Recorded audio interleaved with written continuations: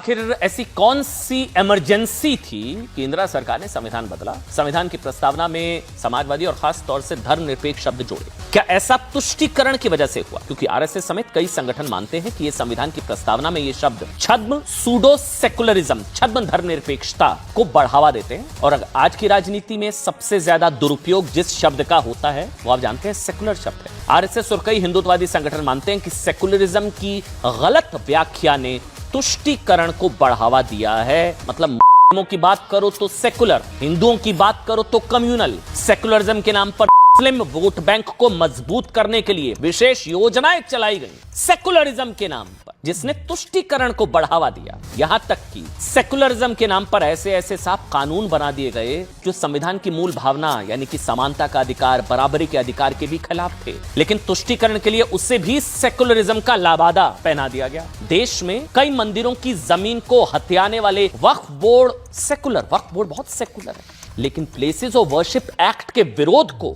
सांप्रदायिक, क्योंकि ये एक्ट धार्मिक स्थलों का असली चरित्र सामने आने से रोकता है। सड़क पर सेकुलरिज्म, लेकिन कावड़ पर तंज मारते हुए कुछ नेता कहते हैं कि किताब उठाते तो कावड़ उठाने की जरूरत नहीं पड़ती। कावड़ जो है सांप्रदायिक। इफ्तार पार्टियां सेकुलरिज्म की पहचान, लेकिन हिंदू धार्मिक आयोजनों को कम्युनल बता दिया जाता है। साहब, बीजेपी बाबा साहेब आंबेडकर के संविधान को खत्म करना चाहती है या कांग्रेस ने बाबा साहेब भीमराव आंबेडकर के संविधान की भावना से खिलवाड़, छेड़छाड़ करके तुष्टीकरण के चक्कर में संविधान में सेकुलर सोशलिस्ट शब्द जोड़ दिया? क्योंकि खुद, अब सुनिए जो बता रहा हूं, खुद स्वयं बाबा साहेब आंबेडकर, डॉक्टर बी.आर. आंबेडकर संविधान की प्रस्तावना में समाजवादी और धर्मनिरपेक्ष शब्द शामिल करने के विरोधी थे।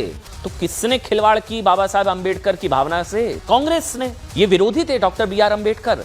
डॉक्टर आंबेडकर मानते थे कि संविधान पर कोई विचारधारा नहीं थोपी जानी चाहिए, कोई विचारधारा नहीं। इसके अलावा उन्होंने कहा था कि संविधान में पहले से ही समाजवादी सिद्धांत मौजूद हैं, जिन्हें राज्य के नीति निर्देशक सिद्धांतों के माध्यम से समाजवादी सिद्धांत के रूप में देखा जा सकता है। और सुनिए, डॉक्टर अंबेडकर के अलावा नेहरू जी, पंडित नेहरू भी इस शब्द को शामिल करने के पक्षधर नहीं थे। उन्होंने कभी खुलकर इसकी बात नहीं की, बल्कि इसकी आवश्यकता नहीं है, क्योंकि संविधान में पहले से स्पष्ट है साहब कि भारत के संविधान में हर धर्म का बराबर स्थान है। राइट टू रिलीजन पहले से है, धार्मिक अधिकार पहले से है, समानता का अधिकार पहले से है, बराबरी का अधिकार पहले से है। डॉक्टर अंबेडकर कहते थे कि ये शब्द गैर जरूरी है। कांग्रेस के लिए तुष्टीकरण के लिए जरूरी होगा शायद। सवाल ये भी है साहब, अब सुनिए जो मैं बताऊंगा।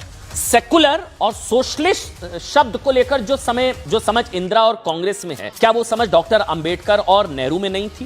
क्योंकि वो दोनों तो संविधान की प्रस्तावना में इस शब्द के शामिल करने के विरोधी थे। इसके बावजूद आज कांग्रेस का कहना है साहब कि बीजेपी अंबेडकर के संविधान को खत्म करना चाहती है, इसलिए ऐसी कोशिशें की जा रही है।